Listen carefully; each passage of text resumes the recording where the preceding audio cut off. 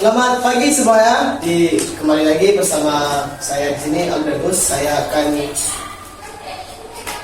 bertanya-tanya mengenai food, street, dan fashion designer kepada ahlinya atau orang yang sudah mendalami bidang tersebut. Silakan perkenalkan diri Anda. Halo, kenalkan nama saya Zala Diva. Saya di sini sebagai tamu ya yang diundang oleh penanya saya. Kepada saudara Elza, Ya. apa yang membuat Anda tertarik dengan food street atau street food?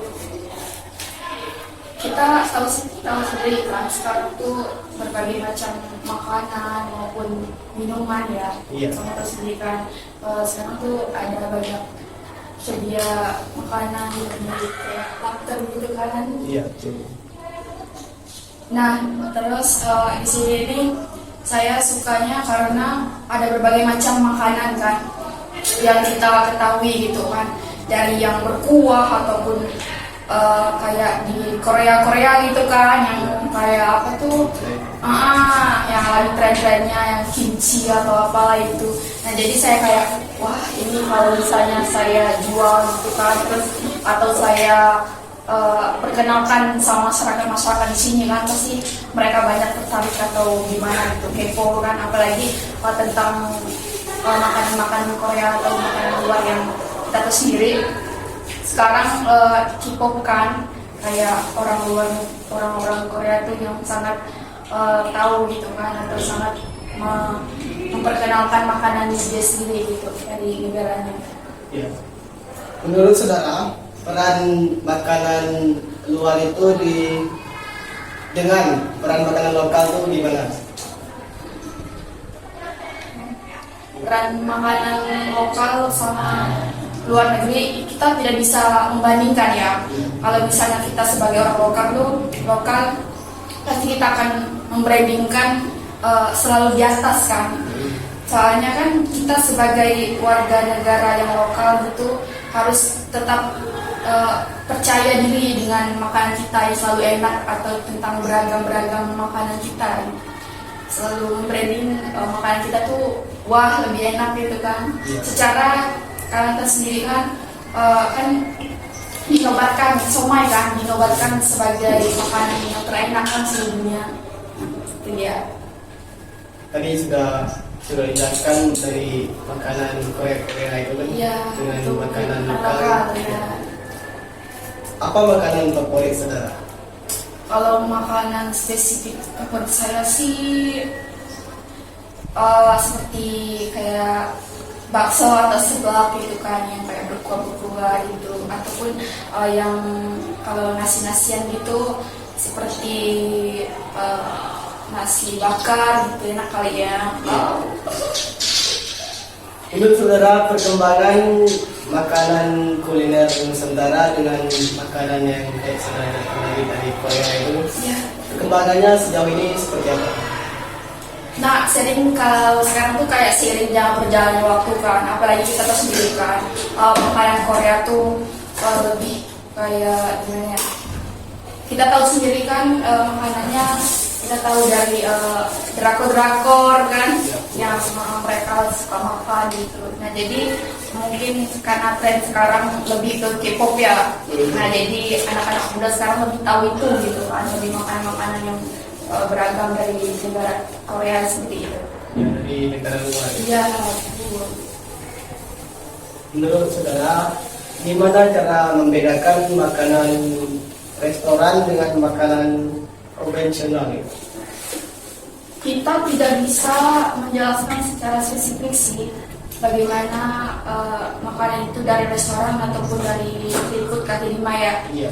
Nah kalau misalnya secara kualitas emang bagusan yang restoran ya, tapi kita tidak tahu kan kalau mereka tuh masih tetap harus memakai bahan pokok atau dari bahan apa gitu kan, yang secara ruang lingkup atau atau diambil dari luar negeri atau apa itu kita tidak tahu kan. Nah, kalau di situ tuh kita bisa melihat bagaimana cara mereka menyajikan makanannya, dari cara tempatnya yang bersih atau tidaknya. Kita tidak bisa menjudge atau melihat dari cara penampilannya atau cara dari penyajian mereka tanpa kita merasa dulu kan atau mencicipi duluan kan makanan tersebut apakah enak atau tidaknya. Maksudnya kita tidak bisa melihat dari Iya, luar saja. iya betul. Tempat rasanya. Nah, Baik, saudara kan selain dari street food atau kok makan makanan gitu kan, saudara juga suka dalam fashion. iya betul. Ya. Bagaimana saudara bukan apa yang menginspirasi saudara di dalam itu fashion dalam atas sana? Sekarang saya tuh terinspirasi dari beberapa tokoh sih kayak beberapa orang yang memperkenalkan secara detail gitu kan tentang fashion yang lagi ngetrend sekarang gitu.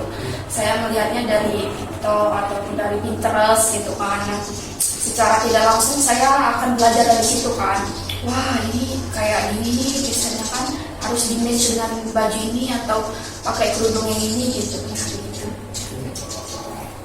Bagaimana saudara mendefinisikan gaya saudara sendiri di kehidupan sehari-hari saudara? Saya tidak bisa mendeskripsikan atau mendefinisikan apa yang saya pakai, apa yang saya kenakan, tapi saya gunakan itu sesuai kenyamanan saya gitu. Saya menggunakan pakaian ini, menggunakan outfit ini sesuai dengan apa yang saya gunakan dan apa yang saya nyaman gitu kan di tubuh saya gitu. Kalau misalnya saya kurang nyaman atau risih gitu dengan baju-baju atau yang baju-baju atau yang celana-celana yang saya pakai, apalagi saya pakai kerudung ya, saya harus melihat dari berbagai aspek gitu kan, atau itu kurang bahan kayak gimana gitu ya. Itu betul. Iya betul. Sejauh ini saudara sudah kisaran belasan tahun gitu ya kan? Iya. Sudah di dalam dunia fashion sudah. Tantangan terbesar yang sudah saudara hadapi. Mungkin sering perjalanannya perkembangan waktu ya, perkembangan zaman kan, kita pasti akan terkecoh kan dengan wah ini bagus nih, tapi nanti ada lagi kan yang baru, keluaran tren terbaru atau baju-baju terbaru gitu. Wah nanti beli lagi nih, saya kan tidak bisa kan kayak ini kan udah beli, terus nanti beli lagi dong berarti. Nah saya harus meminimalisir gitu kan terjadinya gonta-ganti atau beli-beli lagi pakaian kan. Saya harus bisa mix and match gitu kan, pakaian yang sudah ada saya beli gitu. Baik, mungkin itu saya pertanyaan dari saya atau wawancara hari ini. Cukup sekian dan terima kasih. Selamat pagi.